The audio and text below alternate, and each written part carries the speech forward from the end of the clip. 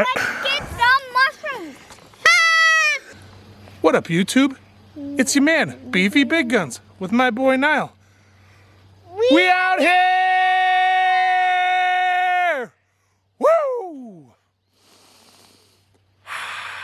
Breathe it in.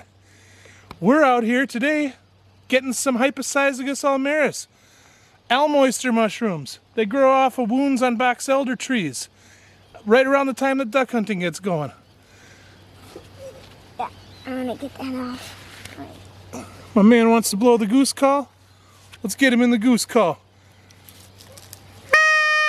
Nailed it. We're gonna get some mushrooms. Let's go. So Hypocysagus almaris grows out of these box elder wounds. You can really smell them. They smell like star anise. Really nice. They're good. Here's another huge one that's really fresh. There's no bugs on it. Stems are super hard, so that's not really worth saving. Cut them off with scissors right there. Give them a rinse. They're really good. They have a texture that is really awesome, and they're kind of a mild flavored mushroom, but works for me. There's all kinds of stuff to put that into. They're also great to dry and use for stocks and stuff like that. I'm gonna pick it. Here. Well, do you want to pick it? Go ahead. It's right here. Ooh, this didn't work. Do it on the stem. Grab the stem. Here, do you want to cut the stem? Yep.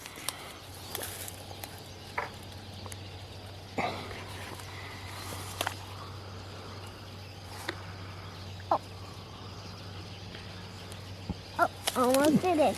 Use two hands if you have to. You're doing awesome.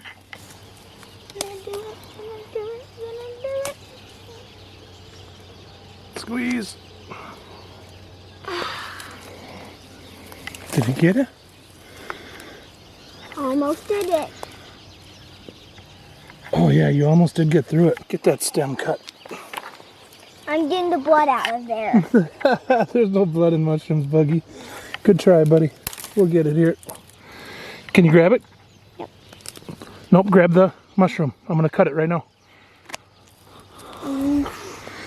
This is a big fresh one. That's a big fresh one. They smell good, don't they? This one's got a couple of bugs in it, but we can deal with it. Oh, they do smell good. Wow. All right, let's get some mushrooms. You gave them fair warning. I'm doing that because they know that we're coming. Yeah? Alright guys. Hypocysagus almaris. Oh man. What a fine mushroom.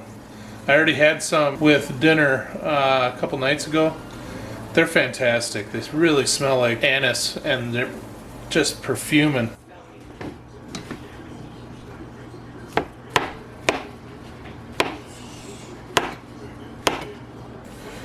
As I cut them, I can't wait to eat them. But I didn't really know what to do with them. I mean, like, you can't really make a cooking show over and over and over and over and over if you're just like throwing mushrooms on top of a steak or something. Like, that's not really what I'm going for. So I went back to the creativity box, and what did I end up with? I'm gonna do some cream of mushroom soup with it. But then I got so many green beans. So I'm going to kill two birds with one stone. Put the mushrooms into use. Yes. Get the green beans out of the fridge. Yes. Homemade green bean casserole. We out here style. Let's go. All right, squad. We got the base of our soup started. I put a bunch of green peppers in.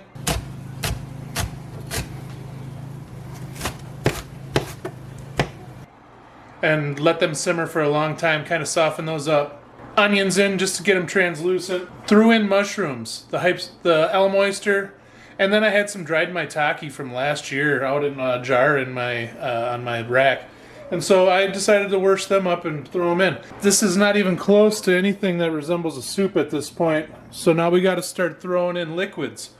And the liquid that I'm going to be throwing in first is some duck broth from a soup that I have, and then we start going in with the heavy cream and whatnot.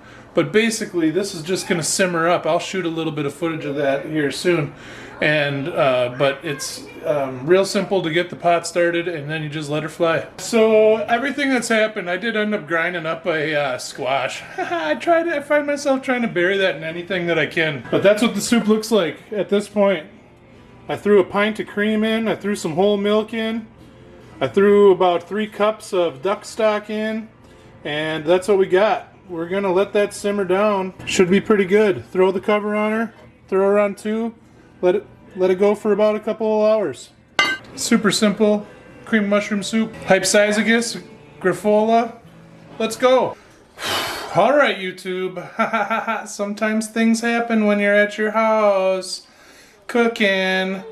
For instance, I made a bunch of soup that was good and loose, and we ate it during a Packer game that ended up being a humongous CF at the end, full of missed field goals, but we won, so that was cool, and I ended up celebrating, and we didn't get around to the soup that other night, but it was kind of loose anyway. So today I'm making green bean casserole finally. What I really got to do first is get a couple tablespoons of cornstarch into that soup to thicken it up a little more. Cornstarch is going in. So now I'm going to stir that up. As this comes back up to heat, then we're going to throw it into the oven. Yep, 2 heaping teaspoons of the cornstarch worked absolutely perfect to thicken that soup. It's now in here. I threw a whole bunch of onions on top of it, and then I'm going to sprinkle some breadcrumbs on it into the oven in time for dinner. Yes! I tasted it too. It's really good. It needed salt and pepper, but it's totally decent. Doused her in breadcrumbs. Into the oven, 350. I don't really care how long. Get her good and heated through one more time. Hey, it smells great. Like I killed the cooking process. It was like 45 minutes at 350, and then I broiled it for 3 minutes.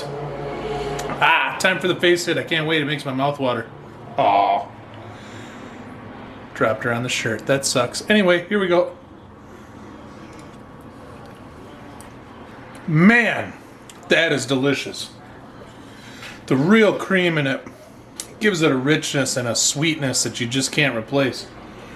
The green beans are so much less soft than a canned green bean that you would throw in. I'm having another bite of that. You're getting 2 face hits for the price of 1. Look at it.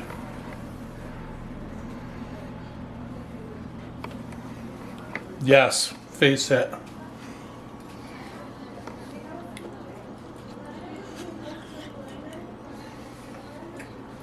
Wow, that bite was way hotter than the first one. Oh, that's so good. Okay, making your own cream of mushroom soup is a little extra. I can acknowledge that. The hypsizagus and the maitake in that is fantastic. It's outstanding. All right, I'm gonna get on with dinner. That's got to cool down a little bit before we serve it. Let it solidify again a little bit. But that's a win. We out here. Catch you on the next one.